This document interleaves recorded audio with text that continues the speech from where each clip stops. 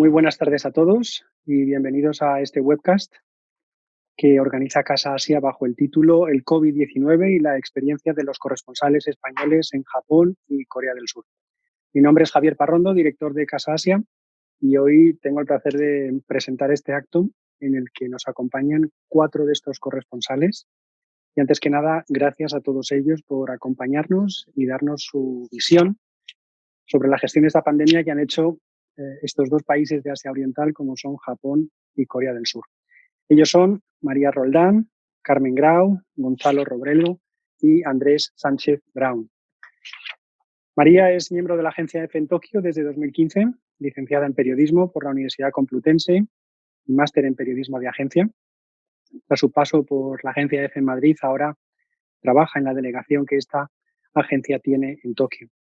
Carmen Grau es periodista e intérprete de japonés, máster en Asia Oriental por la Universidad de Salamanca y actualmente es corresponsal de Equal Times y asesora de prensa para el Instituto Cervantes de Tokio. Es además ganadora del Concurso Mundial de Medios y Migración de la Organización Internacional del Trabajo, la OIT, en 2019, con un reportaje precisamente sobre el envejecimiento en Japón. Gonzalo Robledo es periodista y productor. Desde 1981 reside en Tokio, donde ha sido corresponsal del diario El País, Televisión Española y de la propia agencia EFE. Actualmente es director de la productora Pace y colabora para El País, El Espectador de Colombia o CNN en español, entre otros medios.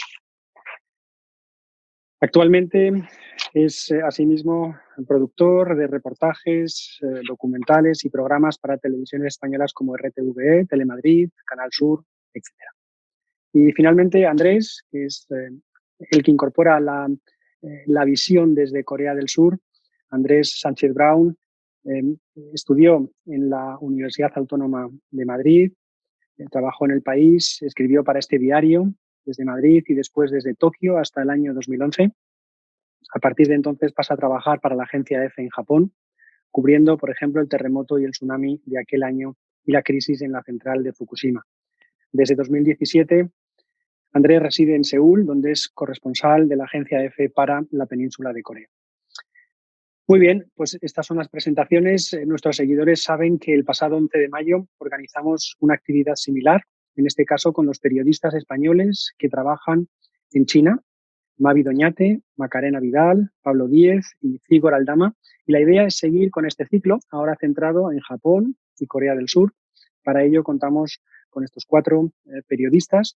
La idea es analizar con ellos cómo han vivido esta pandemia, cómo el virus ha afectado a su vida personal, pero también a su trabajo y, en definitiva, analizar a través de sus ojos cómo han reaccionado las autoridades japonesas y coreanas ante el COVID. En el caso de Japón, no olvidemos que ha logrado controlar esta epidemia siendo uno de los países más densamente poblados del mundo. Hoy viven en Japón 126 millones de habitantes y con la mayor proporción de personas mayores de 65 años. Se calcula que llegan a los 36 millones, casi el 29% de la población. Pero también ha puesto de manifiesto algunas contradicciones, el hecho de que llevar a la práctica un confinamiento en las grandes ciudades, con viviendas de dimensiones reducidas, pues es un problema, ¿no? Aún así, el número de contagiados ha sido bajo, unos 17.600, y de fallecidos que no alcanzan la cifra de los 1.000. La mayoría, además, centrados en ciertas áreas del país, como Hokkaido, el Gran Tokio o las prefecturas de Aichi y Kanagawa. En Corea del Sur, su cercanía a China también ha supuesto un desafío para las autoridades coreanas, que se han caracterizado por la aplicación de medidas rápidas y de la aplicación de las nuevas tecnologías. A día de hoy, el número de contagiados es de casi 12.000 personas y de fallecidos 273, según datos de la OMS, con algunos rebrotes. También hemos visto en este caso ciertas contradicciones en el desarrollo de la pandemia, ¿no? El último brote fue en un barrio llamado Itaewon. Parece ser que uno de los contagiados visitó el barrio, donde en algunos... eso nos lo explicará Andrés, pero ha habido ahí temas ligados a la LGTBI-fobia y la dificultad de rastrear las personas que son contagiadas cuando se mezclan en ciertos círculos que aún son tabú. Este debate va a ser moderado por el director de comunicación de Casa Asia, Josep Casaus. Muchas gracias, Josep, por organizar este acto y por ahora moderarlo. Por mi parte, nada más, agradecer de nuevo a todos los seguidores que nos están acompañando hoy su fidelidad. Casa Asia ha hecho un esfuerzo notable por volcar todos esos contenidos que había planteado en formato presencial a un formato online, pero la respuesta ha sido extraordinaria. Hemos multiplicado nuestras visitas a la página web, a nuestro canal YouTube, hemos incrementado el número de seguidores en Twitter, así que gracias en nombre de Casa Asia por el seguimiento que habéis hecho de nuestras actividades y por mi parte nada más. Josep, tienes la palabra. Un Pues abrazo a todos. Muchas gracias, Javier, por tus palabras y por tu presentación. Y buenas tardes también a todos. Os queremos dar nuestra más afectuosa bienvenida a esta sesión para hablar del COVID-19 y la experiencia de los corresponsales españoles en Japón y Corea del Sur. Como decía Javier, estamos encantados de poder celebrar este segundo debate y, sobre todo, dar continuidad al ciclo que inauguramos el pasado 11 de mayo con la participación de corresponsales españoles en China y abrirlo, sobre todo, a otros países de la región Asia-Pacífico, donde también ocurren cosas tan interesantes como en China y donde también tenemos profesionales de primer nivel, como es el caso que nos ocupa hoy, con María Roldán, Carmen Grau, Gonzalo Robledo y Andrés Sánchez Brown.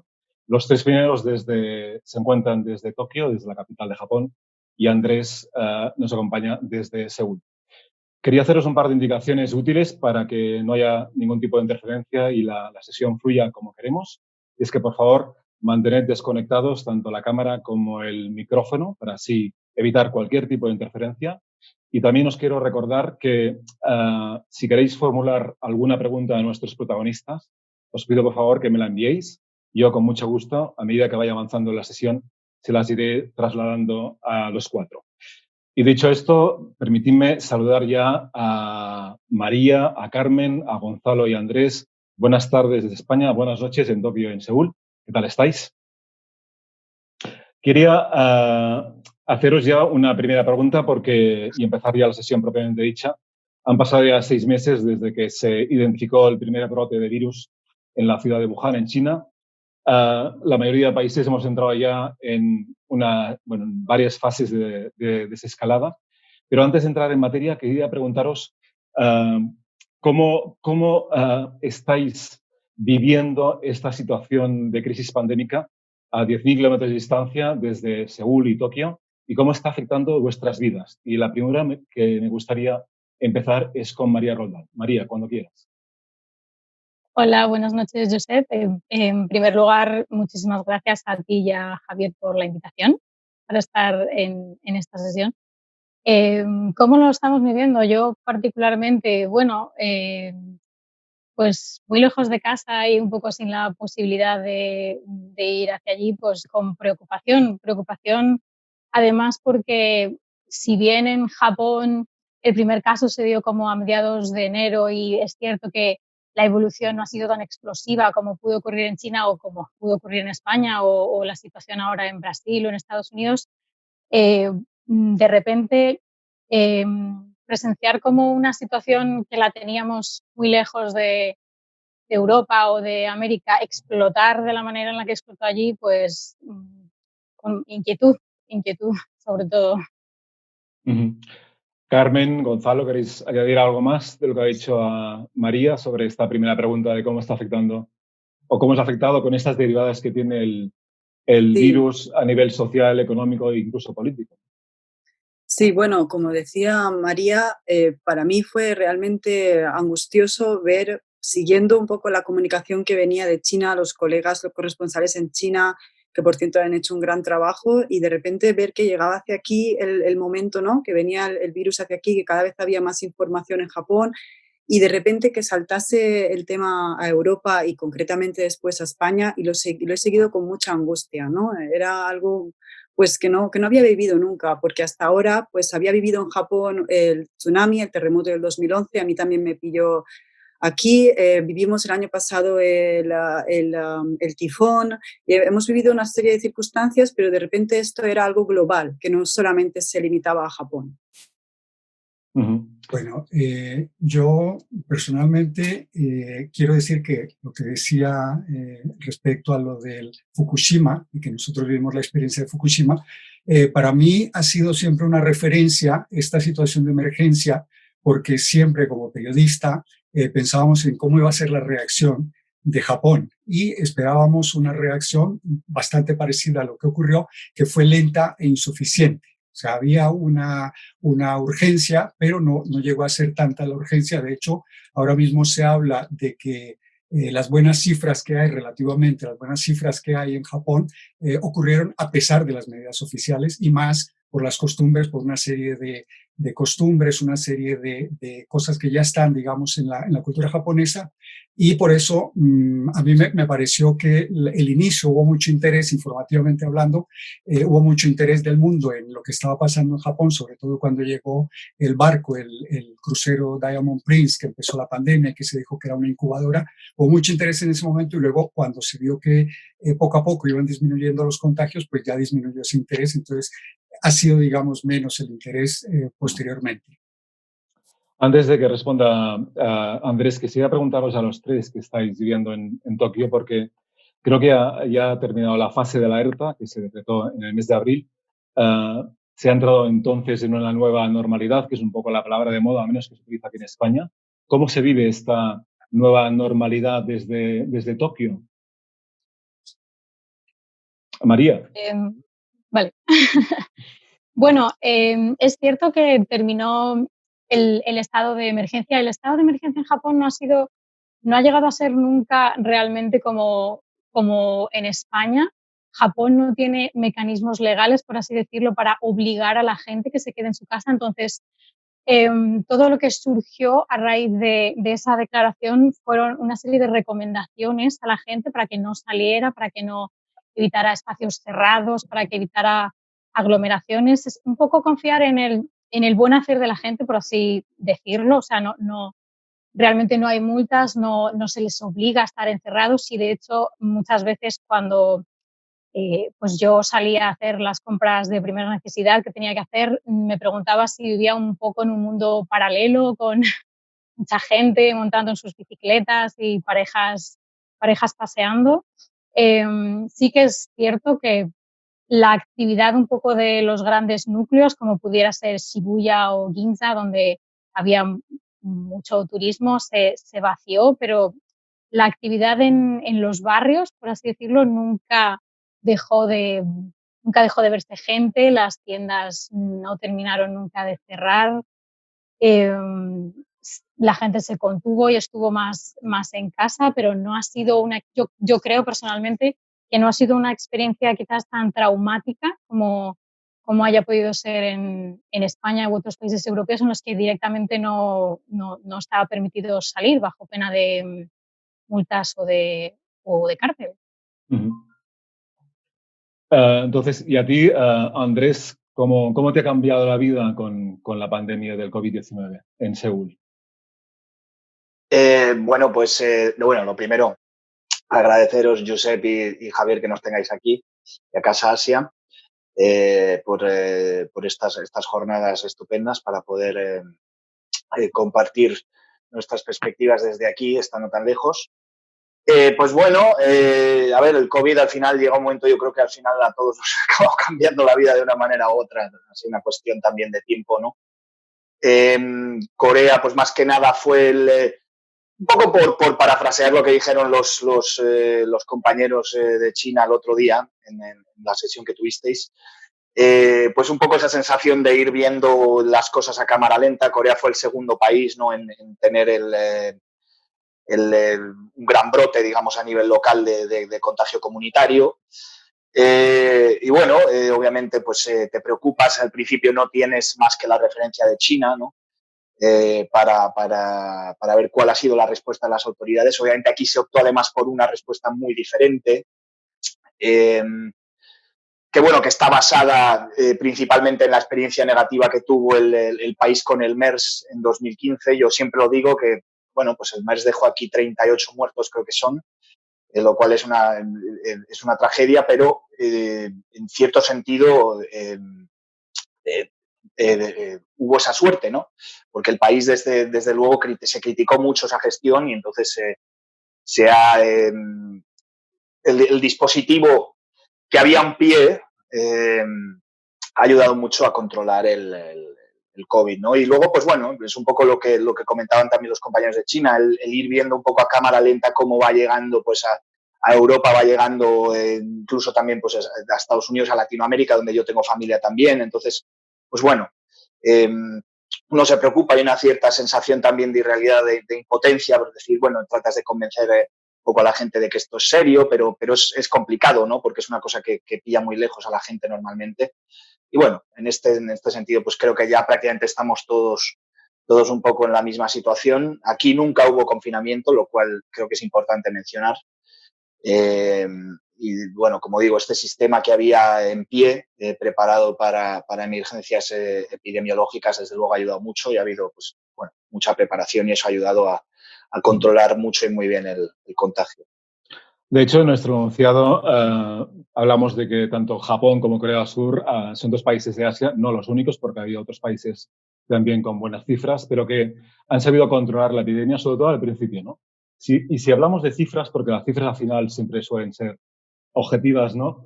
En Corea del Sur ha habido solo la cifra de 273 fallecidos, según la OMS, mientras que en Japón es 3,5 veces superior, con un total de 924 fallecidos. Claro que también hay que tener en cuenta que Japón cuenta con 126 millones de habitantes, es decir, es un país densamente poblado, pero también las dos grandes ciudades, las dos grandes capitales, Tokio, 12 millones, y Seúl, 10 millones, también son densamente pobladas. Y encima sus metros, sus redes de metro tampoco tampoco se han cerrado, ¿no? Lo cual, ¿dónde está la clave? Luego te preguntaré concretamente a raíz de tu entrevista que hiciste la semana pasada con el alcalde de Seúl, Andrés, pero para los compañeros de Japón, bueno, también ha habido cierta crítica, ¿no? En cómo se ha gestionado a nivel interno, ¿no? Por parte del gobierno de Shinzo Abe, pero sí es cierto que a tenor de todos estos comentarios que hacemos, se puede concluir que ha salido bien parado Japón, ¿no? En cuanto al control de la pandemia. ¿Qué opináis? Carmen o Gonzalo. Sí, yo creo, me inclino pues por todo, digamos, lo que escucha uno de los expertos, de los analistas, tanto médicos como expertos financieros, como gente que quiere, digamos, hacer el resumen de lo que pasó o está pasando todavía, ¿no? Esto no ha terminado, pero por lo menos lo que ha pasado hasta ahora, hasta que terminaron los 50 días de cuarentena blanda, digamos, para que la gente entienda que no fue una cuarentena, como decía María, podíamos salir a la calle, se podía ir a trabajar. Mucha gente prefirió, digamos, seguir yendo a trabajar por muchas razones, digamos, de lo que se ha dicho, el trabajo presencial, que es tan importante aquí en Japón. Pero yo creo que hay una buena razón, que se ha dicho mucho, los médicos lo han dicho, también los especialistas de otros sectores, que es la higiene, ¿no? Es un factor que, digamos, cuando se empezó a hablar de cuáles eran las maneras de frenar el germen, que es, digamos, la base del contagio del COVID-19, parecía un manual de la vida en Japón. Para mí me da la impresión de que estaba viendo lavarse las manos. Aquí te dan en el restaurante una toalla caliente, que esto existe desde hace siglos aquí, es una tradición, dar una toalla caliente para que te limpies las manos. El taxi no se toca porque la puerta se abre sola. El señor del taxi tiene unos guantes blancos y está protegido con una barrera de plástico, de acrílico. Ahí en los metros hay unas pegatinas en el suelo para dirigir a la gente, para que no se aglutine, para que no se acumule la gente y pueda salir la gente que viene en el otro vagón. Es decir, hay una serie de detalles pequeños que una vez acumulados dices, este es el manual perfecto para evitar los gérmenes. No sé si para evitar el COVID-19, pero por lo menos ya hay una cultura base para evitar los gérmenes. Entonces yo creo que le daría la razón a estos expertos que atribuyen a esto una de las grandes causas de que hayan sido bajos los contagios. Pero seguramente, perdón, Carmen. Puedo añadir a lo que ha dicho el compañero. A mí me parece también que es muy importante resaltar que en los hospitales, el sistema sanitario japonés, ya los propios sanitarios usan normalmente mascarillas, sea pandemia o no sea pandemia. Es muy importante para ellos siempre cuando atienden a un paciente, cualquier tipo, incluso la sección administrativa, todo el mundo lleva mascarillas, y también incluso en las guarderías, las profesoras de los niños de guarderías, de colegios, a veces también incluso ya llevan mascarilla de por sí. Entonces creo que eso puede ser que haya ayudado mucho a frenar la expansión del virus aquí en el país. Sí, las mascarillas, por supuesto, que se han puesto de moda en todo el mundo. La gente, los extranjeros, los amigos que venían desde Colombia, desde España, venían y me decían, pero ¿por qué la gente va tapada? ¿Por qué se disfrazan la cara antes? Y ahora mismo pues se ha vuelto una cosa habitual. También está el tema de las botellas de desinfectante en la entrada, que esto desde hace décadas es una costumbre aquí en Japón. Entonces, repito, hay una serie de factores pequeños que acumulados hacen que esto puede haber sido una de las grandes causas, ¿no? Seguramente no será la única, no será la única causa, pero es evidente que la tradición cultural ha tenido su peso, ¿no? Pero antes de volver a ese tema, que me parece interesante porque ha habido un debate entre qué parte de culpa ha tenido pues, la tradición cultural, ¿no? Que bebe de la fuente de muchos años de comportamientos tanto de Japón como Corea.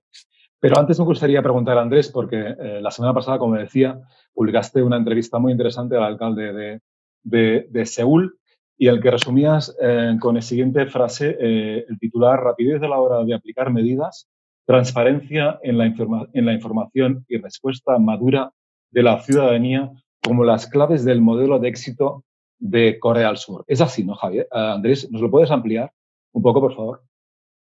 Sí, gracias, Josep. Pues sí, efectivamente es un poco el mantra que me dio el alcalde Park Won-sun, que es bueno. Viene a ser en realidad lo mismo, el mismo mensaje del gobierno central aquí. Recordemos que, claro, que la región, digamos, en torno a Seúl, concentra más de la mitad de toda la población de Corea del Sur, 26 millones, ¿no?, de personas, entre la provincia de Gyeonggi, que es la que rodea a Seúl, y a la ciudad de Incheon, ¿no? Entonces, bueno, pues prácticamente hay un dicho, ¿no?, que se suele decir que no todo Corea es Seúl, pero por otra parte la mitad de Corea sí es Seúl, ¿no? Entonces, bueno, cuando hay pues una pandemia como esta que estamos viviendo, o cuando se produjo aquí la epidemia de MERS en 2015, pues obviamente Seúl se llevó la peor parte, ¿no? Entonces esto es algo, el alcalde Park ya era alcalde por ese entonces, está ahora mismo en su tercer mandato ya. Y bueno, entonces él me resumió un poco lo que ha sido las lecciones que sacaron de esa epidemia, ¿no? El gobierno se guardó por ese entonces muchos datos sobre en qué hospitales habían estado los pacientes, dónde se habían testado, etcétera, etcétera. Y eso obviamente provocó una reacción muy negativa. El gobierno pensó que para evitar el pánico precisamente había que guardarse esos datos para no provocar el pánico y hacer que la gente dejara de ir a ciertos hospitales, etcétera, ¿no? Y esto lo que provocó fue pues un poco una situación de caos, hubo gente moviéndose entre muchos hospitales. Esa es otra de las cosas que el alcalde comentó. De hecho, el saber que hay que blindar los hospitales y las residencias de mayores. Prácticamente, vamos, Corea está testando en hospitales, por así decirlo, porque en realidad lo que está es haciendo o bien cerrando alas enteras para dedicarlo enteramente al COVID y a testar, o bien hace directamente, digamos, unas tiendas de campaña en el exterior, pues ya puede ser en el parking o donde sea, y en los ayuntamientos, etcétera, ¿no?, de cada distrito.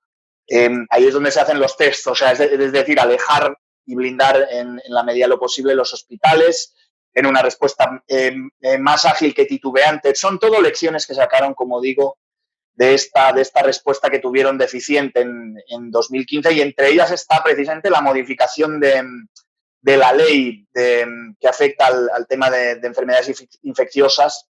Digamos, una vez que el gobierno activa, creo que es la alerta 3, que se activó aquí, pues si mal no recuerdo, nada más detectarse el brote de Daegu, que debió ser en torno al 18 de febrero, más o menos. Días después ya se activó la máxima alerta. Pero, digamos, esa activación puede que incluso en el nivel 2 ya obliga a los gobiernos a difundir prácticamente todos los detalles, es decir, las llamadas rutas de infección, es decir, dónde se ha infectado esta persona, qué brote, por así decirlo, pertenece, si hay un rastro epidemiológico, y trasladar esta información al resto de ciudadanos, no tanto por, digamos, por convertir a ciertos lugares en apestados, es decir, no voy a ir ahí porque me voy a infectar, sino para hacer saber a la gente dónde ha estado, es decir, si usted ha coincidido con esta persona, con este grupo de personas, pues tal vez debería usted poner atención a los síntomas o si de hecho cree que puede estar infectado, vaya a testarse directamente, ¿no? Entonces, bueno, creo que ha sido una respuesta, la verdad que de momento espléndida, podemos decir, no ha habido ningún tipo de confinamiento aquí. Y bueno, como digo, fue muy importante que el país tuviera esa experiencia negativa de 2015 para dar respuesta, porque Seúl en concreto, el Ayuntamiento de Seúl, pues ha demostrado que tiene muy bien aprendida la lección, ¿no? Entonces, por lo que dices, Andrés, son varios los factores, ¿no? La experiencia pasada, la rapidez de actuación, como decía González, también la tradición cultural también tiene su peso. Y quizá para concluir la ecuación, habría que apuntar también la tecnología, ¿no? El uso de las aplicaciones tecnológicas para controlar la epidemia. ¿Estáis de acuerdo en que, por consiguiente, la balanza está no sé en qué sitio la colocaríais, ¿no? Pero son todo este conjunto de factores, o añadiríais alguno más? Porque ha habido bastante debate, ¿no?, sobre si pesaba más la tradición cultural per se asiática o era también la tecnología la que decantaba la balanza. ¿Cómo lo veis, Carmen? Creo que es que a mí me ha sorprendido personalmente porque he visto que muchos países utilizaban la tecnología, bueno, ya sabemos, Corea, China, para ir rastreando a esas personas, tenerlas controladas, confinadas algunas veces. En Japón no. En Japón ha prevalecido mucho los datos personales, se guardan mucho, hay mucho miedo a desclasificar esa información. Solamente se ha desclasificado cuando ha sido una persona muy famosa o de interés público, pero a nivel popular la gente no sabe dónde están los... Te puedes hacer una idea porque comenta en la televisión, Koike, que es la gobernadora de Tokio, te dice que hay que evitar los karaokes, que hay que evitar la zona roja de Shinjuku, de Kabukicho en Tokio, te dice que hay que evitar ciertos lugares, pero nunca desclasifican información y nunca han utilizado la tecnología. Ahora están trabajando para introducir una aplicación voluntaria y quieren convencer a la población de que se la instale porque puede ser lo mejor. Pero los japoneses no te obligan, te recomiendan y te intentan convencer de que lo mejor es que lo hagan todos. Pero hay también la parte negativa y es que Japón discrimina mucho, creo que un poco parecido a Corea, si no me equivoco, cuando sabe qué persona puede estar infectada, contagiada o dónde está el origen del brote y puede haber represalias. Entonces, están jugando un poco para salvaguardar esa intimidad personal y evitar el contagio. Pero hasta el momento yo no tengo ninguna aplicación, ni conozco nadie que la tenga y ha sido todo con un trabajo que me parece que no se ha comunicado bien por parte del gobierno japonés, pero hay todo un buen equipo de epidemiólogos y un equipo de personas que están haciendo rastreo y que están intentando evitar altos brotes. Pero bueno, eso más o menos es lo que creo que es importante, que aquí la tecnología, de momento, nada. Cosa que en Corea del Sur no es así, Andrés. En Corea fue el primer país del mundo, creo, que lanzó la primera tecnología móvil 5G. Y ahí las aplicaciones funcionan por requerir. Es así, ¿no? Que aquí sí que en Corea sí que la tecnología tiene un peso definitivo. Sí, y desde luego en esta pandemia lo ha tenido. La verdad es que el sistema de rastreo surcoreano, probablemente junto con el de Singapur, es probablemente de lo mejor que he visto. Otros países como Alemania, de hecho, parece que están desarrollando también un buen sistema. Incluso España, que está todavía en la parte analógica de este sistema que es básico, de esta red de protección epidemiológica. Pero bueno, aquí también hay cierta confusión. Aquí, digamos, no se han usado apps, pese a que hay mucha gente que así lo cree. Primero porque no existe una ley, como bien mencionaba Carmen, no puedes obligar a la población entera de un país a descargarse una aplicación, ¿no? Entonces, bueno, como digo, aquí las cosas han funcionado un poco por la fuerza en el sentido de que volvemos a la experiencia de 2015. fue tan negativa esta experiencia con el MERS, con el síndrome respiratorio de Oriente Medio, que bueno, la Asamblea Nacional, el Parlamento aquí legisló y dijo, vamos a ver, cuando suceda esto, se activa la ley de emergencia sanitaria, que implica, pues, por ejemplo, una de las claves aquí también fue la fabricación rápida de tests. Se hizo, digamos, un procedimiento express para evitar, pues, estos procesos, digamos, de ensayos clínicos que pueden llevar 1 año y medio normalmente para un tema de soluciones de diagnóstico, ¿no? Pues aquí obviamente se cursaron en 1 semana, ¿no? Y otra de las cosas fue que directamente el Estado tiene potestad para, digamos, tener acceso, recopilar, siempre que lo vea necesario, los datos personales de los ciudadanos, de todos aquellos que hayan dado positivo, que hayan estado infectados y de sus contactos directos. Entonces, claro, el sistema coreano, por así decirlo, ¿cómo funciona? Los datos están ahí afuera y una vez que los equipos de rastreo epidemiológico empiezan a trabajar, el Estado agarra esos datos. Esos datos están ahí fuera, ¿no? Ahora, obviamente, tienen una plataforma nueva que estrenaron el 26 de marzo que funciona prácticamente de manera automática, es decir, la petición se hace por vía informática. Antes, pues esta gente tenía que estar llamando a las compañías de tarjetas de crédito, a la policía, etcétera, etcétera, para autorizar tener acceso, por ejemplo, a datos de GPS de teléfonos. Básicamente es así como se trata esto, ¿no? Entonces, lo que sucede es que cuando tu teléfono se va moviendo por distintos distritos, te van llegando alertas. Por ejemplo, yo he estado en los últimos días en barrios en los que no suelo ir muy frecuentemente y durante los últimos 6 días pues estoy recibiendo alertas de casos que ha habido ahí porque el sistema ya sabe que mi teléfono estuvo en esa zona. Como digo, en este caso no hubo elección para la gente y sobre todo el tema privacidad. No, hay preocupación. Creo que es un poco equivocada la percepción a veces que hay de que aquí la gente no le ha preocupado su privacidad, que por cultura y por educación han aceptado sin más, ¿no? el regalar sus datos, etcétera. Creo que aquí existe una gran preocupación. De hecho, el tema es que la experiencia fue tan negativa en este caso que sabiendo que esto puede salvar vidas, el debate queda aparcado, ¿no? Pero sí, pero hay debate obviamente con cosas como, pues oiga, a lo mejor como caso, ¿no? Pues temas de adulterio, de gente que ha dicho, ¿no? Oiga, yo no quiero ir dejando por ahí un rastro o bueno, como ha mencionado Javier, el brote de Itaewon, que obviamente afecta en gran medida a la comunidad LGTBI, que ya de por sí está tremendamente discriminada en este país, ¿no? Uh-huh. Pero bueno, y en cuanto al tema cultural, pues sí, obviamente tiene su peso, ¿no? Cada país es muy diferente, pero creo que en cierto sentido se le ha dado a lo mejor más peso del que tendría y sobre todo yo veo desde Europa, desde España, a veces lo que se escribe, lo que se dice, que si la educación confuciana, etcétera, etcétera. Pues hombre, tanto en Japón como en Corea. Sinceramente, yo por mi experiencia ya de 1 década en ambos países, ¿no? Veo que de hecho las escuelas son casi más prusianas con ese modelo que se importó en el 19 de Alemania, que o sea, casi veo una línea más militarizada que confuciana en ese sentido. Pero bueno, es posible que sí que ayuda. Hay también un concepto de nación posiblemente diferente, de solidaridad, etcétera, etcétera. Y luego las mascarillas, que las han mencionado Carmen y Gonzalo, que bueno, forman parte de la cultura. Pues bueno, a la fuerza. Es que en realidad volvemos un poco a la suerte.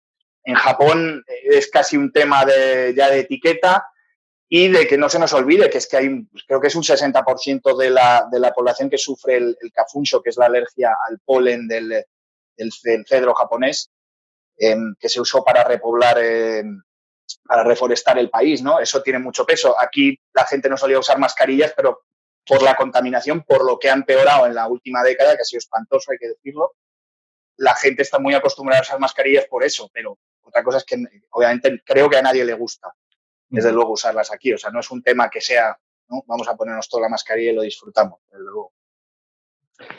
Muy bien, luego hablaremos también de las fases de rebrote que ha habido también tanto en Japón como en Corea del Sur. Pero antes me gustaría cambiar de plano y hablar ya quizá un poco de vuestro trabajo como periodistas, ¿no? Y me gustaría preguntaros, pues, ¿cómo habéis cubierto la pandemia? ¿Con qué dificultades os habéis encontrado? ¿A dónde habéis puesto el foco de interés? Por el hecho de ser también periodistas extranjeros, ¿habéis tenido algún tipo de dificultad añadida? ¿Cómo se ha desarrollado vuestro trabajo como profesionales de la comunicación desde vuestros respectivos medios de comunicación? Gonzalo. ¿Ya? Bueno, yo quiero dejar a María, yo sé que yo estuve en la agencia EFE y sé que el día a día es, digamos, la parte más exigente en los medios, ¿no? Entonces, quiero dejar que empiece María. Pues María, woman first. Muchas gracias, Gonzalo. Bueno, ha sido complicado. Yo tengo, como bien sabe Gonzalo y como bien saben Andrés, un gran equipo aquí en la delegación. Yo no trabajo sola, trabajo con mi delegado Agustín de Gracia y con mi compañero Antonio Hermosín. Así que ha sido quizá un poco más sencillo la cobertura por ser más personas, nos da mayor amplitud a la hora de cubrir cosas. Realmente, un poco como ha señalado Gonzalo, el interés en Japón con el tema de la pandemia empezó un poco con la llegada del famoso crucero del Diamond Princess. Japón estaba como un poco al margen de toda esa epidemia que salía desde China hasta que de repente se encontró con este pequeño desastre epidemiológico que no se gestionó, digamos que muy adecuadamente, o quizá no se supo transmitir cuál era la gestión concreta del gobierno, que yo creo que ha sido quizá uno de los problemas por los que la prensa, quizá más la extranjera que la local, hemos sido muy críticos con la gestión de ese gobierno, unas pruebas muy limitadas, unas restricciones un poco difusas realmente, porque realmente, pues como hemos comentado antes, no ha habido un confinamiento propiamente dicho, o quizá ese acceso limitado a las pruebas. Ha sido un poco complicado acceder a toda esa información porque realmente solo tenemos los datos oficiales que personalmente considero que no solo en Japón, sino en todos los países se tienen que coger siempre un poco con pinzas, ser mucho más un indicador quizá de la tendencia que hay del aumento de casos o de la disminución para ver un poco el control que se tiene, más que para ver la extensión. Ha sido también un poco, pues todos hemos empezado a teletrabajar mucho más, es un poco complicado gestionarse más en remoto que presencial. Ha habido temas que se han quedado colgados porque las empresas no desplazan a sus empleados y no te permiten hacer ciertas coberturas. Se ha quedado un poco, la pandemia ha sido un poco el monotema, por así decirlo, en los últimos meses. Parece que no ha ocurrido nada más en todo el mundo, un poco saturación quizá para todos, tanto para nosotros como para los lectores, seguramente. Sí, efectivamente, yo creo que hubo saturación y hubo, pues, Japón, como en cada país, cuando las cosas no van tan mal, empieza a perder interés, lógicamente, sobre todo la dimensión que ha tomado la pandemia en otras partes del mundo ha desplazado completamente el foco de atención y se ha centrado en otros lugares, ¿no? Esto era lógico. Digamos, de cara al revés, mirándolo al revés, España sí ha sido, digamos, ha estado en los titulares de Japón. Ha habido no solamente pues, especiales, ha habido titulares de primera página, ha habido programas, siempre se mencionó mucho, sobre todo en los momentos más álgidos de la crisis allí en España. Había mucha preocupación. Recordemos que hay un intercambio comercial importante, hay muchos españoles aquí, hay muchos japoneses allí. Tocó la crisis de Nissan, o sea, hubo factores que ponían a los dos países juntos, había esa relación y era evidente que había un interés por lo que estaba ocurriendo allí en España, ¿no? De hecho, ahora que hablábamos de temas económicos, Japón recientemente ha entrado en recesión económica, como sabéis. Luego también, la crisis de la NISA, que también ha repercutido en su economía. El gobierno de Shinzo Abe está intentando aplicar medidas para reactivar su economía. Y luego también, para acabar de completar el ciclo, la cancelación se han pospuesto, mejor dicho, los Juegos Olímpicos, pero también leíamos hoy, María, creo, que ahora se está hablando de una posible simplificación del formato de los Juegos Olímpicos. Todo esto no son muy buenas noticias, digamos, para la sociedad japonesa, ¿no? No, para nada. De hecho, Japón tuvo ahí da la sensación que tuvo ahí un pequeño punto de inflexión desde que se se anunció que se aplazaban los Juegos Olímpicos, se insistió mucho en que no, que todo seguía adelante, que no sucedía nada y que se iban a llevar a cabo de una forma, como decía el mensaje oficial, totalmente completa, y que si no se iban a llevar a cabo. Pero ahora parece ser que un poco las dificultades logísticas, por así decirlo, no es simplemente que se celebren de forma adecuada o de forma completa, como dicen, no depende solo de la situación de Japón, es un momento en el que van a venir muchos turistas, no se sabe cómo va a estar la situación en el resto de partes del mundo, no se sabe si a lo mejor pues, puede ser que sigan adelante o en vigor las restricciones de entrada al país que tiene Japón, que son muchas, más de un centenar de países. Es un poco ambicioso, yo creo, hablar de que van a poder celebrarse de forma normal, y yo creo que se han dado un poco cuenta de que quizá se tengan que reducir la escala de las ceremonias de inauguración o que se tenga que reducir la asistencia de público, porque va a ser un poco complicado. No se tenía mucha esperanza en que se tenga una vacuna a tiempo, por así decirlo. Se la jugaron así un poco. Aquí en 2021 iba a estar la cosa un poco más tranquila y quizás se han dado un poco cuenta que la incertidumbre es demasiado grande y que necesitan tener un plan B, una cosa que a Japón no le gusta mucho tener habitualmente. Es muy, si se plantea hacer una cosa, se plantea hacerla hasta el final, porque cambiar de plan es un poco reconocer que no funciona la decisión que has tomado, y es algo que no, culturalmente aquí hablando en Japón, cuesta mucho aceptar. Acabas de mencionar, María, el tema de la abertura de fronteras en Japón. Corrígeme si me equivoco, pero si no estoy mal informado, creo que Japón está negociando la abertura de fronteras para determinados grupos profesionales, básicamente creo que es profesional sanitario y hombres de negocios. Y luego también va a hacer una primera tanda de apertura a algunos países de la zona, de la región. ¿Es así?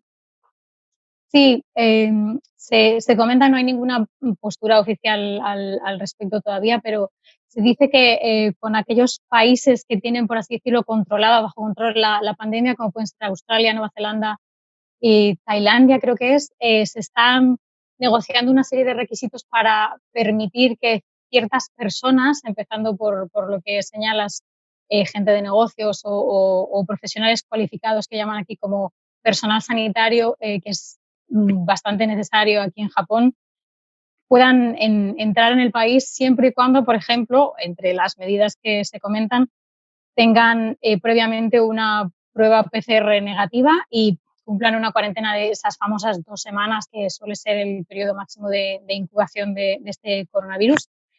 Y ya en una última fase, esto no solo para esos países, creo que se lo están planteando de cara a abrir las fronteras al resto de los países sobre los que tienen restricciones, ya dejar como en último lugar un poco el turismo, las visitas turísticas al país, por así decirlo.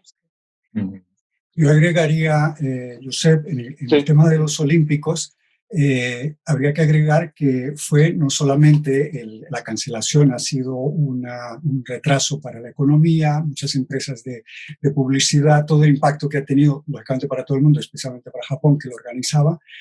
También ha sido un golpe político muy fuerte para el primer ministro Shinzo Abe, porque era uno de sus grandes emblemas de su gobierno. Quería cerrar, digamos, su casi último año de gobierno con este evento mundial. Y al mismo tiempo, pues, la cancelación de estos juegos, la prórroga, el hacerlos en otro año, ha complicado también la relación con las empresas. Recordemos que el partido del gobierno, el Partido Liberal Demócrata, que es hegemónico, prácticamente lleva desde su fundación en el gobierno aquí en Japón, el partido de Abe, había suspendido las donaciones políticas al partido hasta que llegó Abe. Entonces hay un gran compromiso, y por eso se dice, el diario Nikkei, el principal diario económico de aquí, lo había dicho, había un compromiso con el Keidanren, con la patronal, de retrasar hasta lo último para tratar de que los olímpicos tuvieran lugar este año. Finalmente la presión internacional y pues todo lo que la realidad de esta crisis pudo más, y pues terminó con esto. También estos olímpicos estaban vinculados al objetivo de turismo, que eran 40 millones de turistas este año, y ahora mismo creo que en los aeropuertos está, no recuerdo si hay una cifra que es el 99.9% reducidos las salidas y las llegadas de vuelos, ¿no? Entonces, ha sido un golpe y ¿cómo va a ser esta recuperación? Yo creo que esta es una de las etapas más complicadas que le ha tocado a Japón después de lo de Fukushima, después también, por supuesto, de la crisis económica de 2008-2009. Seguro. Y Andrés, en tu caso, el tema de la abertura de fronteras, también hay muchos intereses por parte de empresas españolas con intereses en la región. ¿Qué nos podrías decir? ¿Nos puedes arrojar luz sobre este tema?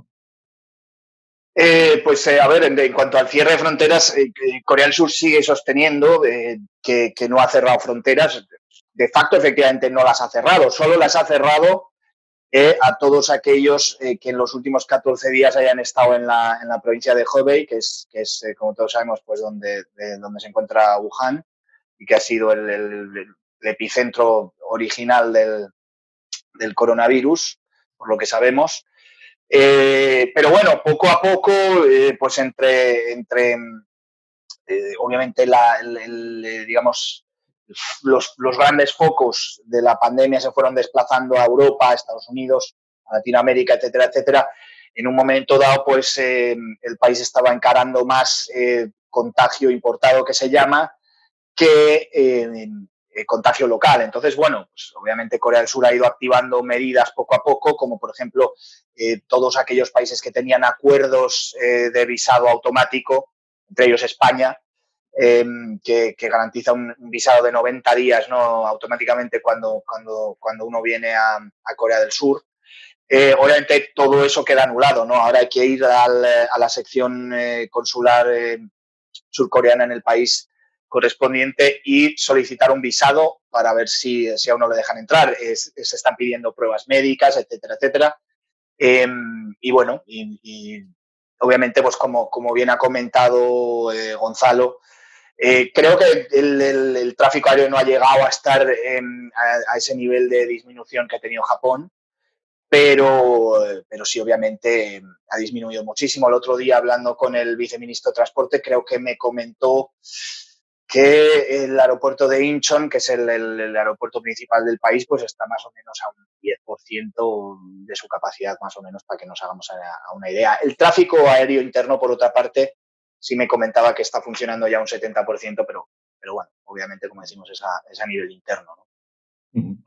Déjame también, al hilo de esto que acabas de decir, preguntaros sobre cómo valoráis el impacto que ha tenido también el coronavirus y las consecuencias también a nivel de intercambios comerciales y de todo tipo con respecto a los países de la zona.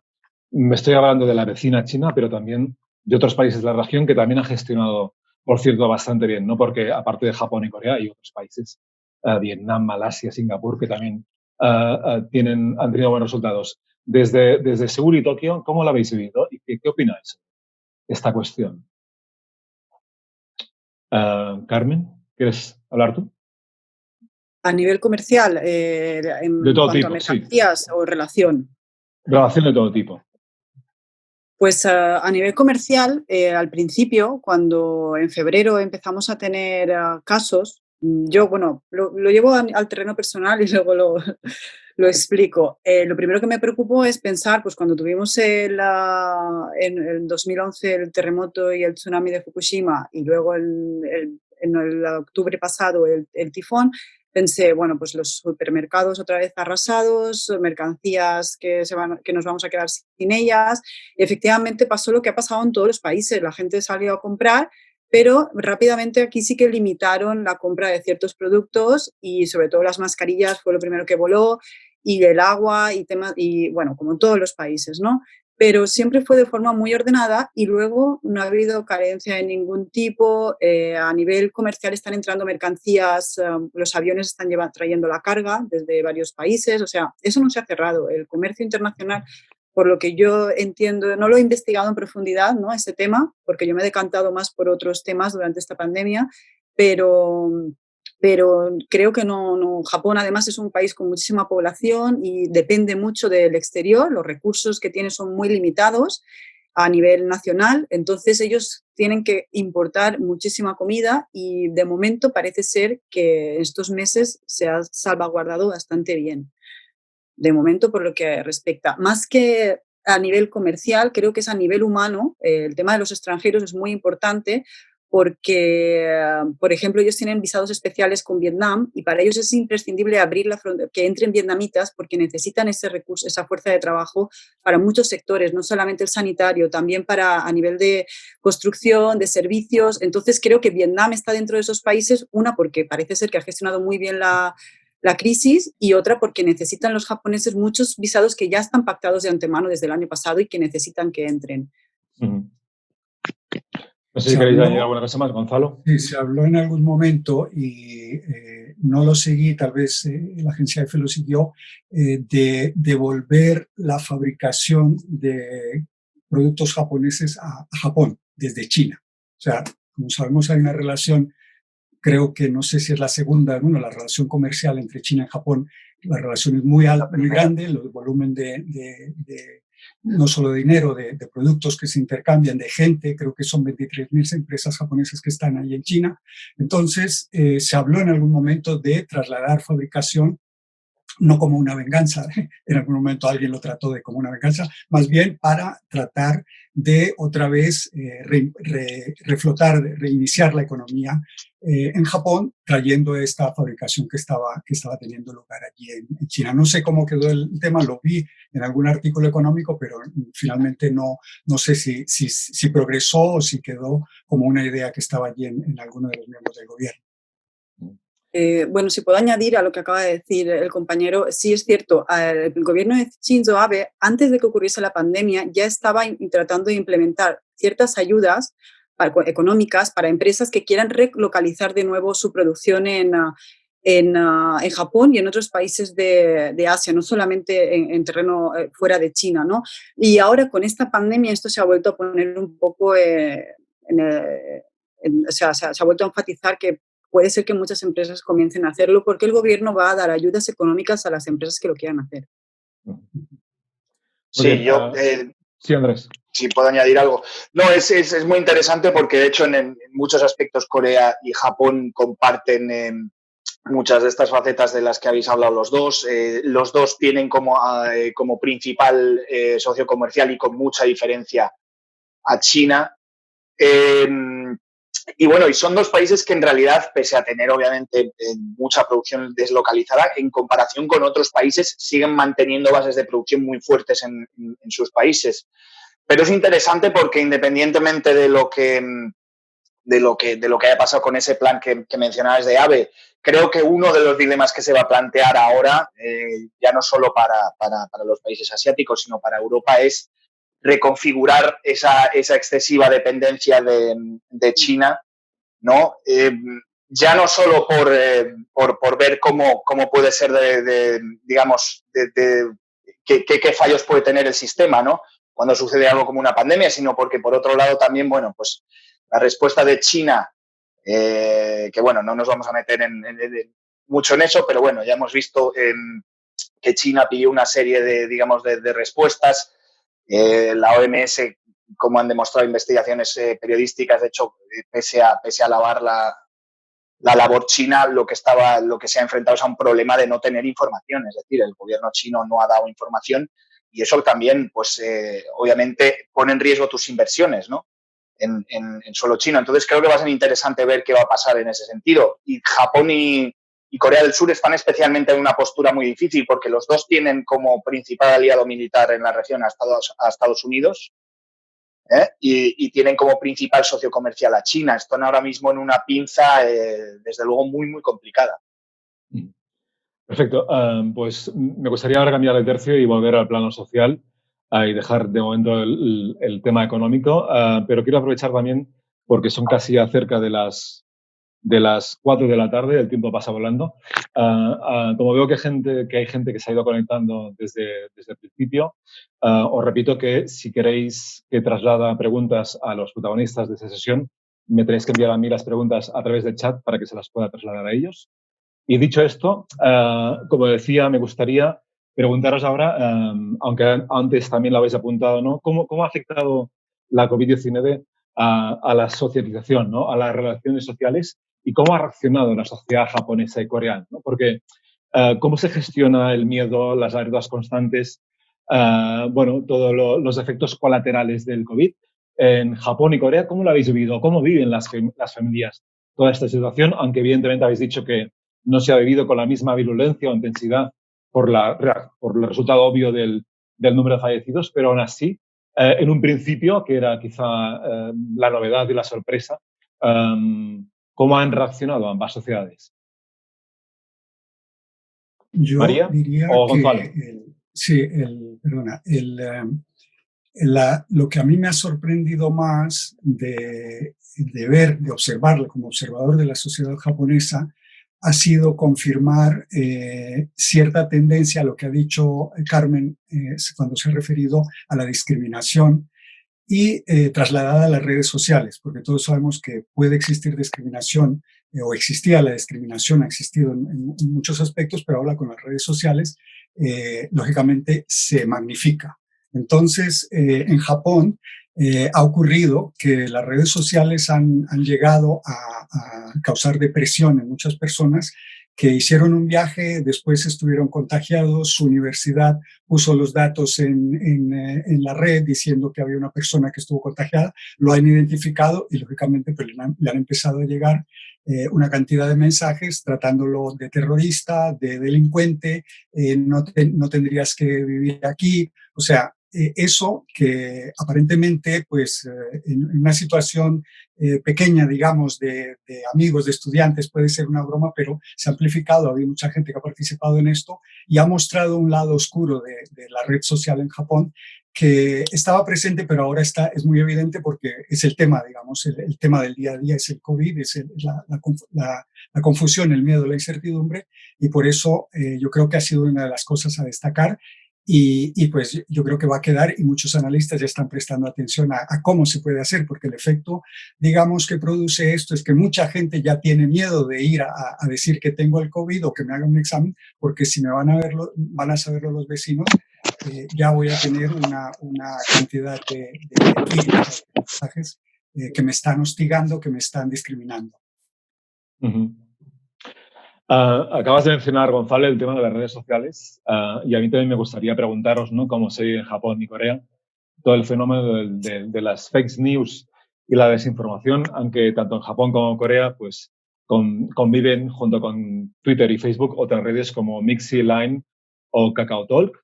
Entonces la pregunta es, ¿cómo se informa o desinforma la sociedad japonesa o coreana de lo que nos está pasando, ¿no? María. Sí, bueno, las redes sociales se utilizan, no es solo exclusivo de Japón o Corea del Sur, son un hervidero magnífico, por así decirlo, de fake news. Exacto. Se sabe aprovechar muy bien ese punto de las redes sociales y además las fake news siempre corren más deprisa que las informaciones un poco más exactas, por así decirlo. Sí que es verdad que la gente se ha volcado mucho a las redes sociales un poco, a lo mejor para buscar, no lo sé, a lo mejor la parte más amable, la parte más chismosa, por así decirlo. En un primer momento en Japón, bueno, yo creo que ocurrió en todos lados, pero la pandemia se vivió un poco como algo ajeno al país, por así decirlo.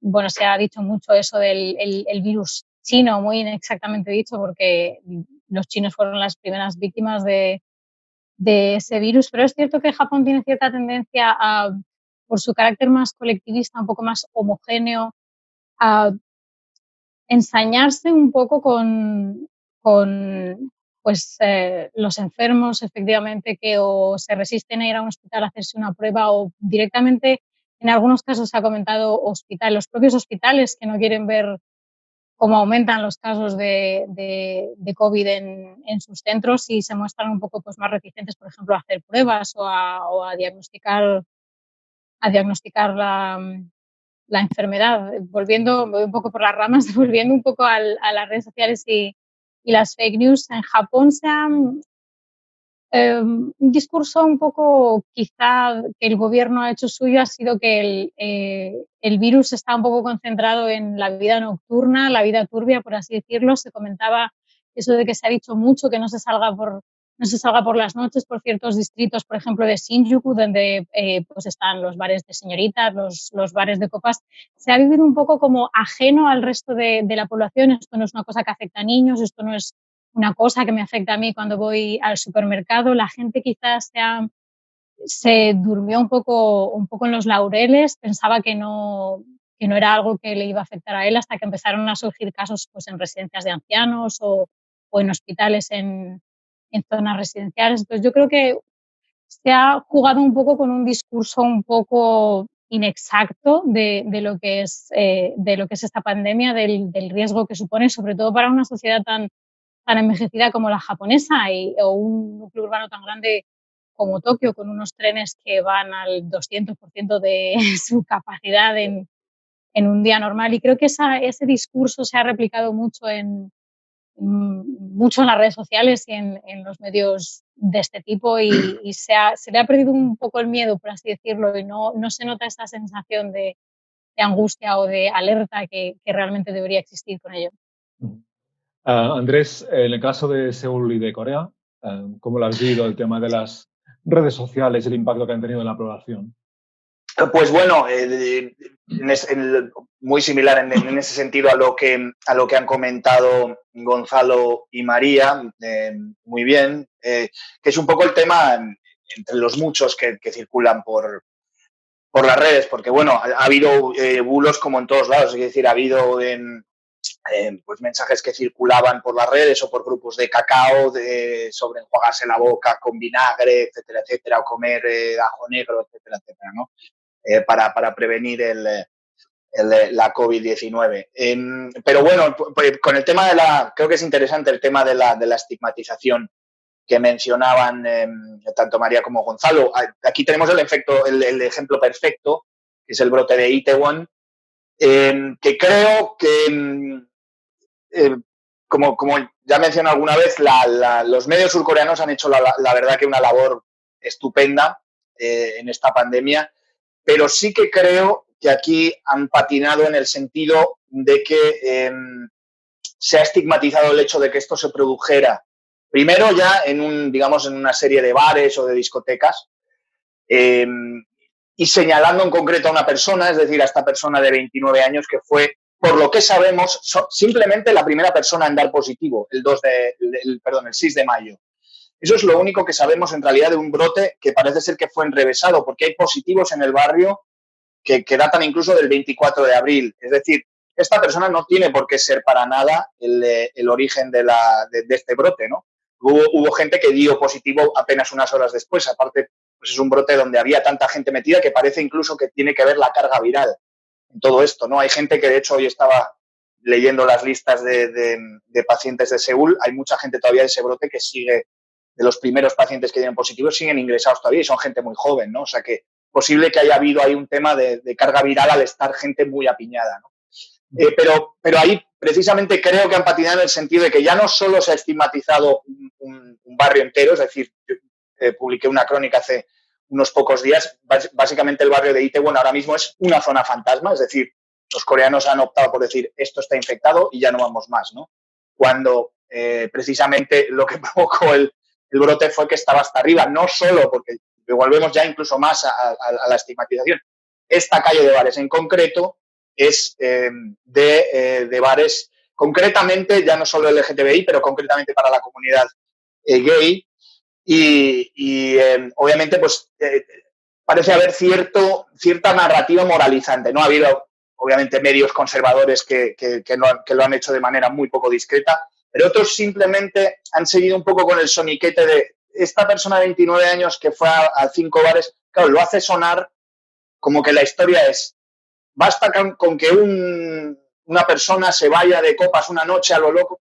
Esta persona, la calle, para empezar, es diminuta, lo que había ahí es mucha gente. Y esta persona fue a 5 bares porque es la ruta que se hace siempre en esa calle. O sea, es que no son ni 150 metros, ¿no?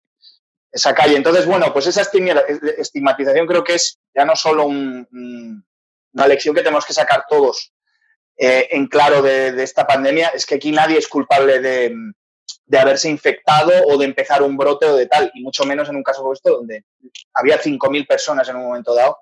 En esos bares, señalar a esta persona con el dedo porque dio positivo la primera, pues ya te digo que me parece un error, en este caso con la evidencia científica que tenemos. Seguro, y aparte que ha tenido mucho más trascendencia este primer foco en el barrio de Itaewon que no el segundo contagio en esta zona de negocios, ¿no? Lo cual yo creo que explica muy bien lo que estás apuntando, Andrés. Déjame preguntar también a Carmen, porque el otro día, Japón cuenta con el mayor número de personas mayores. También voy cambiando de temas para no dejármelos, porque creo que también es interesante abordar esto, ¿no? Japón cuenta con el mayor número de personas mayores de 65 años y en uno de tus artículos, si no recuerdo mal, decías que suponen ya el 28,4% de la población total. ¿Cómo ha vivido este colectivo de personas mayores tan predominante en Japón toda esta situación, Carmen? Pues ese fue uno de los temas que yo elegí poder desarrollar por cuestiones de logística. Como comentaba María, a veces no podemos acudir a todas las noticias que queremos. Y yo dije, pues voy a hacer periodismo local, porque, claro, no podía salir de más o menos mi barrio. Yo vivo en una ciudad colindante a Tokio, no estoy en Tokio urbano, sino que estoy justo en una ciudad que se llama Matsudo, que está entre dos prefecturas, la de Tokio y la de Chiba. Y bueno, en 20 minutos estoy en Tokio, ¿no? En el tren. Pero como no podía moverme mucho, pues hice periodismo local, y además es una ciudad que ha sufrido en 50 años la tasa de personas mayores es, en el artículo se puede leer, ¿no? No voy a entrar en detalles. Lo que hice fue pues intentar ver qué estaba pasando con las residencias de la ciudad, qué estaba pasando con la gestión municipal, qué estaban haciendo los japoneses, y empecé a hacer reporterismo local, pues llamando, videoconferencias, contactando con las autoridades, con los hospitales, y tuve la suerte de dar con una gestora de cuidados que trabaja aquí, y bueno, ella me contó muy bien cómo es el sistema, y ellos no pararon. O sea, ellos el 12 de febrero recibieron unas guías del Ministerio de Sanidad que yo creo que, esto no me lo ha confirmado nadie, pero sospecho que el desastre del barco hizo que ellos vieran que los mayores de Japón estaban en peligro y decidieron rápidamente en Sanidad lanzar una guía a todas las residencias, a todos los centros de día y a todos los mayores que están cuidados Bueno, aquí es importante mencionar que la gestión de los cuidados de los mayores la hace la propia localidad, el ayuntamiento, con impuestos de los ciudadanos, con impuestos nacionales y también con la pensión de esos mayores, ¿no? Y es todo un proceso que se explica en el artículo. Y nada, contacté y vi que estaba todo muy bien gestionado, a pesar de los brotes, a pesar de que en una de las residencias hemos tenido aquí un brote muy grande dentro de la ciudad. Y bueno, tuve ahí mis más y mis menos. En algunos sitios no me querían, concretamente en un sitio no me quisieron atender porque les parecía surrealista que yo, una extranjera, estuviese recabando información, pero en otros sitios me atendieron muy bien. También es verdad que el hablar japonés ayuda a acceder a los japoneses, ¿no?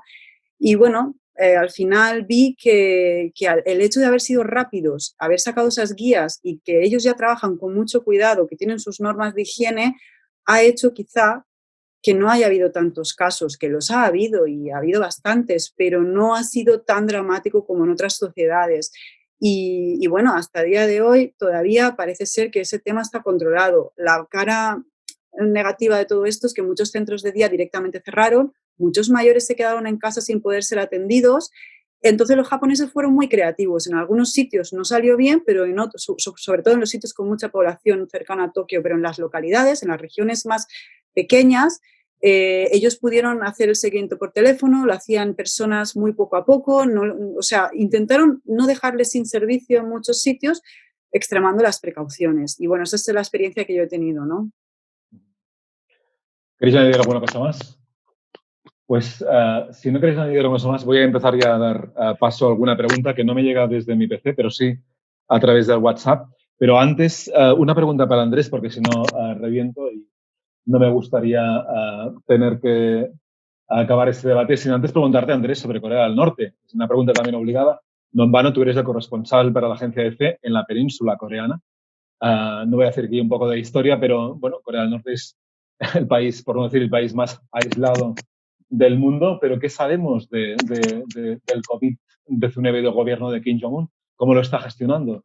¿Hay alguna certeza? En fin, ¿qué nos puedes contar, Andrés? Pues nada, agradezco mucho tu pregunta, Josep. Pues bueno, es que es una de las grandes interrogantes. ¿Cuál es la verdadera situación y cuál ha sido el verdadero alcance de la COVID en Corea del Norte? ¿No? Bueno, cosas que sabemos. Certezas muy pocas, ¿no? Sobre todo porque estamos hablando probablemente del régimen político con menos transparencia del planeta Tierra. Y bueno, es un país que obviamente optó, siendo consciente de su debilidad, como ya hizo, recordemos, allá por 2014, con otro virus que en este caso le pillaba muy lejano, que fue el ébola, el brote en África Occidental. Corea del Norte cerró totalmente las fronteras, pero recordad que fue durante más de un mes.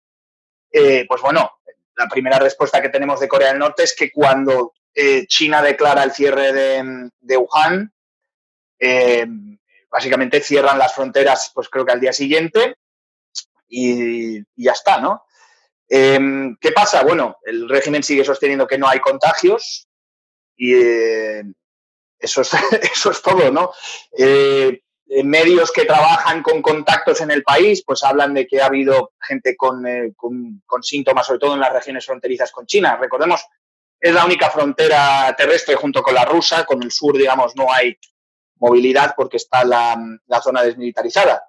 Pero especialmente la frontera con China es muy porosa y bueno, obviamente pues, es difícil pensar que no ha entrado la enfermedad en el país, que han logrado sellar completamente esa frontera. Creo que el mejor indicador de ello es que ahora estamos viendo gente con mascarillas cuando aparece gente en los medios norcoreanos y obviamente si como ellos sostienen se cerraron las fronteras y la enfermedad no se ha detectado en el país, pues hombre, no veo por qué se está obligando a todo el mundo a llevar mascarillas. Pero bueno, otro indicador, pero de nuevo estamos no en la certeza, sino en la suposición, es el tema de las ausencias de Kim Jong-un, que ha arrastrado muchos titulares y mucha especulación.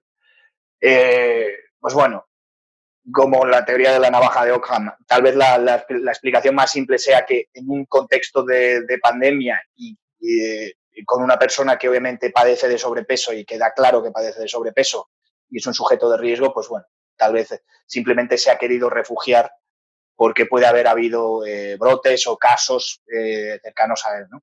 Pero no lo sabemos. Lo único que sabemos es lo que nos ha dicho la OMS, que le dijo el régimen que en un momento dado se hicieron 700 pruebas PCR. No me equivoco, de Rusia envió unas 1.400 y entiendo que el gobierno chino ha enviado también, pero hasta ahí llegan los datos que tenemos, ¿no? Que no son muchos. Perfecto, pues si os parece bien, voy a empezar a trasladaros algunas preguntas que me llegan a mi móvil a través del WhatsApp. Esta es para Andrés porque la pregunta es la siguiente. ¿Cómo se vivió en Corea del Sur la cancelación del Mobile World Congress cuando muchas empresas tecnológicas de este país tenían sus novedades para mostrar al mundo en esta feria? No sé qué puedas decirnos con respecto a esta pregunta. Bueno, lo primero agradecer la pregunta, creo que es una muy buena pregunta. Si no me equivoco, fue LG la primera gran empresa, creo recordar que fue LG Electronics, la primera que anunció que no acudía al Mobile World Congress de Barcelona. Recordemos que hay, ante todo, una enorme presencia empresarial china, sobre todo en el Mobile World Congress, y no parecía ser su plan original el de retirarse de la feria. Bueno, obviamente, quiero decir, yo hablo con representantes de Samsung, de LG, etcétera, de SK Telecom, etcétera, cada año porque, bueno, entre otras cosas, muchas veces simplemente te preguntan por restaurantes para ir a comer en Barcelona, ¿no? Pero para ellos es el gran evento del año. Es decir, es un golpe muy duro para ellos, sobre todo además en el año 1 del 5G, por así decirlo. Recordemos que aquí pues llegó hace ya meses, pero bueno, es una tecnología que se va a implantar poco a poco en todo el mundo, pues obviamente para ellos ha sido un golpe durísimo, pero bueno, visto lo visto, creo que fue la decisión acertada tanto de las empresas como de los organizadores, primeramente, de cancelar el evento, por desgracia, por lo que representa, sobre todo para la ciudad de Barcelona, porque es un ingreso buenísimo para la ciudad, ¿no? Y hace mucho daño a la economía de la ciudad. Bueno, esperemos que el 2021 se pueda celebrar finalmente y podamos recuperarnos de este mal trance, ¿no? Ahora cambio a Japón porque hay también una pregunta de índole económica. Gonzalo, quizá, creo que eras tú o María, cuando hablabais de las políticas de recolocalización que estabais mencionando sobre Japón, la pregunta es, ¿se podría incluir el caso de Nissan en particular? Como sabéis, el caso de Nissan realmente ha sido un palo enorme para Cataluña y para España por la cantidad de puestos de trabajo y porque realmente es una incerteza en estos momentos lo que va a ocurrir, ¿no? Pero desde Japón, que, bueno, ya que estáis trabajando sobre el terreno, ¿qué podía responderme a esta pregunta? Y luego, si podíais, tenéis información de primera mano, alguna esperanza para reconducir este caso que realmente nos preocupa tanto en España y en Cataluña. Bueno, no sé si ha habido, o sea, si la pregunta es relocalizar Nissan a Japón. Exacto. Bueno, yo no he escuchado ningún comentario al respecto.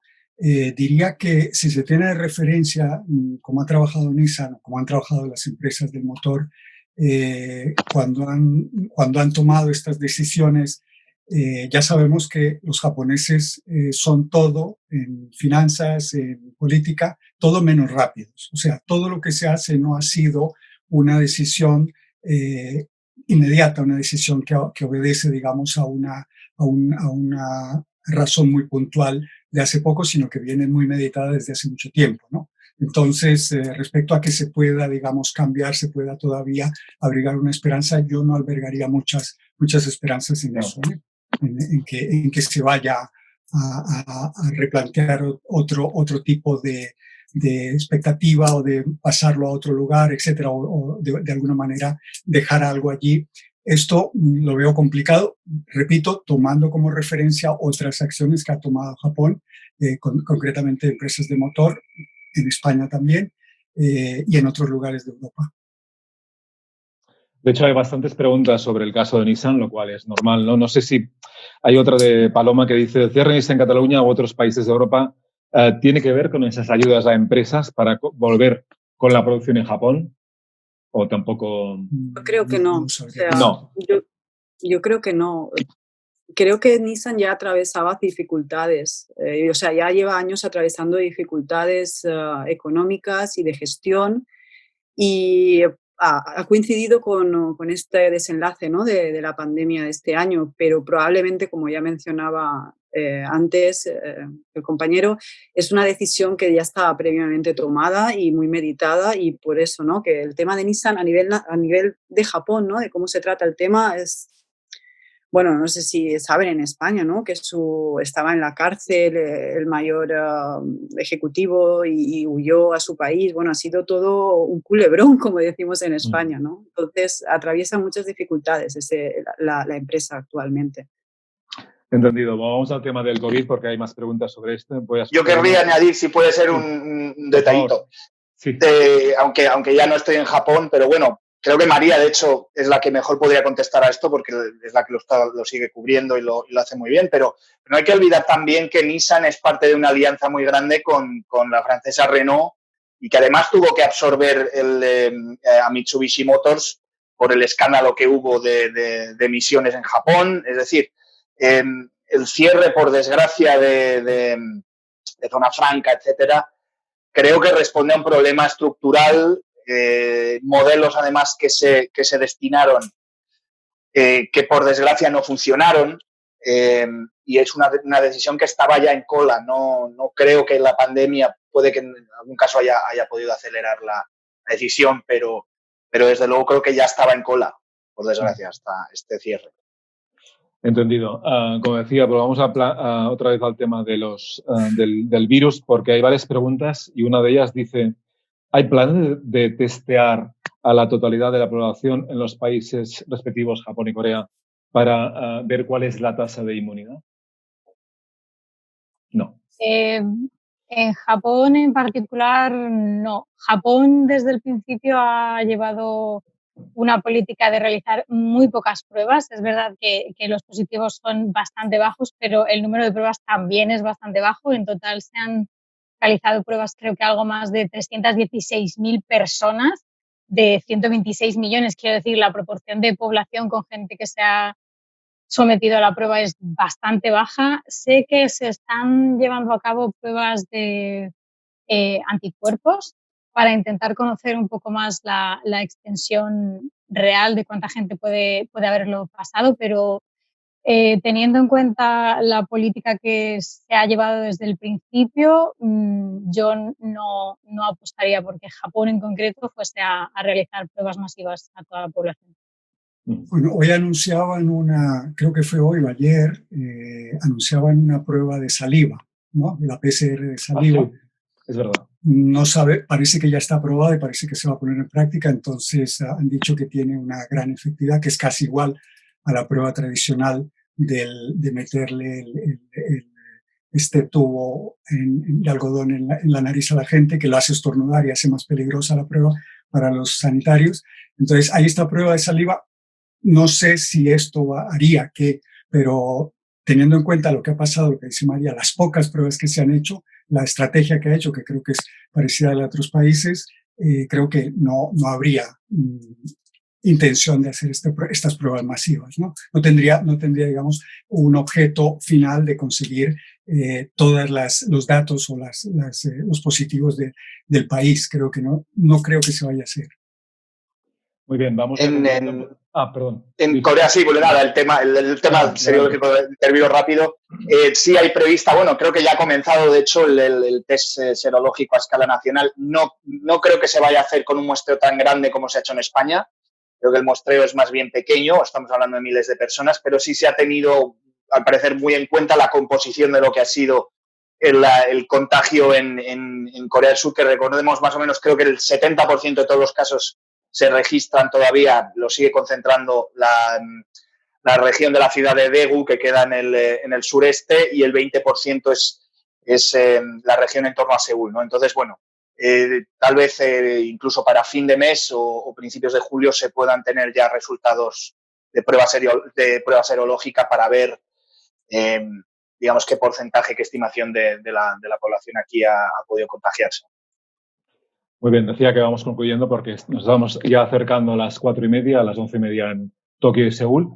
Y la pregunta es también obligada, ¿no? A menos en Occidente, en Europa y España, evidentemente, hay un cierto miedo a una segunda oleada que pueda hacer retroceder todo el camino emprendido, ¿no? No sé si en Japón y en Seúl y en Corea, perdón, hay este miedo a una segunda oleada que haga, por eso, retroceder en camino todo lo ganado, o se vive ya como una batalla ganada, el tema del COVID-19. Para nada. Para nada. Para nada. Aquí la gente yo creo que se lo ha tomado muy en serio y al menos están tomando medidas en los sitios, están abriendo los museos, pero tienes que registrarte, tienes que desinfectarte, te toman la temperatura. En muchos sitios culturales todavía no se puede abrir con mucha gente, o sea, han cancelado los festivales, el Fuji Rock, que es en agosto, que es un gran festival internacional. No se puede subir al Monte Fuji, que es lo más sagrado de para los japoneses en verano. Este año ningún japonés va a poder pisar el Fuji, es la primera vez, creo que en la historia del volcán, ¿no? Entonces, para los japoneses todo va a abrirse muy lentamente, me parece, me da la sensación. No se habla de turismo extranjero de momento para nada, tampoco, y ni turismo nacional, todavía muchos sitios están cerrados, o sea, creo que se va a abrir muy poco a poco y se habla también de una segunda ola. María, Gonzalo, ¿algunas últimas palabras? De hecho, sí, yo creo que sí, la población sí tiene miedo a una segunda ola. De hecho, en los últimos días sí que se ha visto, no en grandes cantidades, pero se ha visto un aumento de los casos, sobre todo en Tokio, en la capital, que una semana después de levantarse el estado de emergencia ha puesto una alerta propia suya de la ciudad porque se está apreciando un aumento y además la mitad de esos casos no son rastreables, no se saben de dónde salen. Entonces, la gente sigue teniendo mucho cuidado. Se habla ya de esa segunda ola, no está muy claro si es la segunda ola o quizá es la primera que se calmó un poco con todo el tema del estado de emergencia, pero se sigue muy, muy pendiente de cómo evoluciona esto. Yo ¿Algún diría comentario final, Gonzalo? un tema que ha estado subyacente en todo esto y es la confrontación que ha ocurrido en varios países. La prensa americana fue la primera a resaltarlo. El jefe del gobierno, el primer ministro y la alcaldesa o la gobernadora de Tokio, ha habido una confrontación parecida a la que hubo en Estados Unidos, por ejemplo, con Trump y el gobernador de la ciudad de Nueva York, de Andrew Cuomo.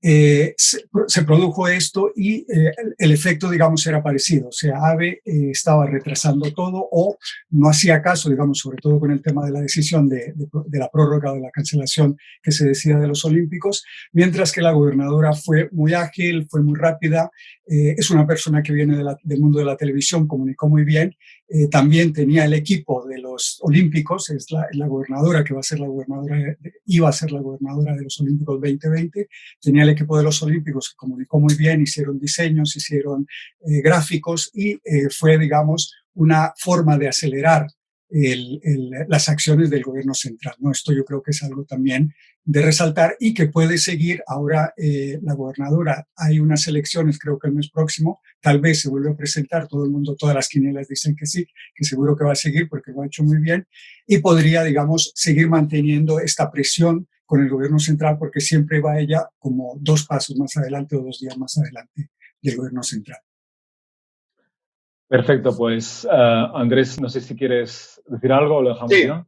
Sí, pues. Sí, nada, comentar, bueno, el tema es interesante, ¿no? De la segunda oleada o no, obviamente, pues bueno, aquí en Corea obviamente la gente sí teme que se pueda producir un brote grande como el de Daegu, una segunda oleada, pero bueno, por lo que estamos viendo no se está produciendo, lo que se están produciendo son continuos brotes, que eso sí, las autoridades están logrando aplacar, están logrando rastrear, con lo cual, bueno, pues lecciones que sacamos, lo fundamental que va a ser los equipos de rastreo, sobre todo va a haber, creo, a partir de ahora en la nueva normalidad en todos los países, una clara diferencia entre los entornos urbanos, es decir, las zonas con mayor densidad de población y las zonas que no lo están. Creo que el ejemplo de España es claro, clarísimo, cristalino, y el que tenemos ahora mismo en Corea, igual, ¿no? En la ciudad o sea, como decíamos, la región de Seúl concentra la mitad del país y ahora mismo, hoy, por ejemplo, todos los contagios locales han sido en la región de Seúl. En el resto del país no ha habido ninguno. Entonces, bueno, creo que va a ser complicado, sobre todo que en las ciudades desaparezca el virus, por así decirlo. Creo que esos pequeños rebrotes, sobre todo si se pueden controlar, pues bueno, van a seguir apareciendo, pero lo importante es que se puedan controlar para que podamos tener algo parecido a la normalidad. Pero bueno, vamos a tener que, creo, una serie de líneas rojas, es decir, aglomeraciones de todo tipo y si le añades, pues, espacios cerrados, es decir, todo lo que tenga que ver con eso, aglomerar gente en un espacio cerrado y ya, pues, si encima está mal ventilado, tenemos ahí una bomba de relojería porque eso es precisamente lo que pasó en el brote de Itaewon que hemos visto, ¿no?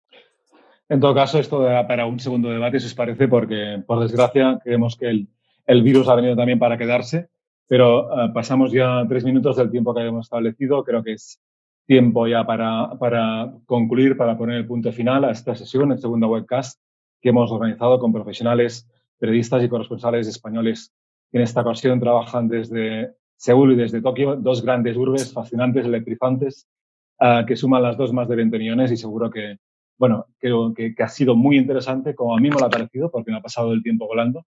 Así que muchas gracias a María Roldán, periodista de la agencia EFE en Tokio, Carmen Grau, corresponsal de la revista Equal Times, en Japón, a Andrés Sánchez Brown, corresponsal de la agencia EFE para la península de Corea, y a Gonzalo Robledo, director de la productora Pace Inc. y colaborador para El País, por su testimonio, por sus reflexiones y por sus aportaciones. Realmente ha merecido mucho la pena y estamos muy agradecidos por vuestro tiempo. Antes de despedirme, quisiera simplemente recordar a todos nuestros seguidores, de hecho lo ha comentado al comienzo nuestro director general, que completaremos este ciclo con una tercera sesión prevista para el mes de julio. Pasaremos de Asia Oriental a Asia Meridional y hablaremos también con profesionales que informan y viven y trabajan desde India y Pakistán. Así que, por favor, estad atentos a nuestra página web y a nuestras redes sociales para seguir al día de nuestra actualidad. Gracias a todos por vuestra asistencia, por seguir esta sesión online y hasta la próxima. Gracias a todos, de verdad. Un abrazo. Cuidaos.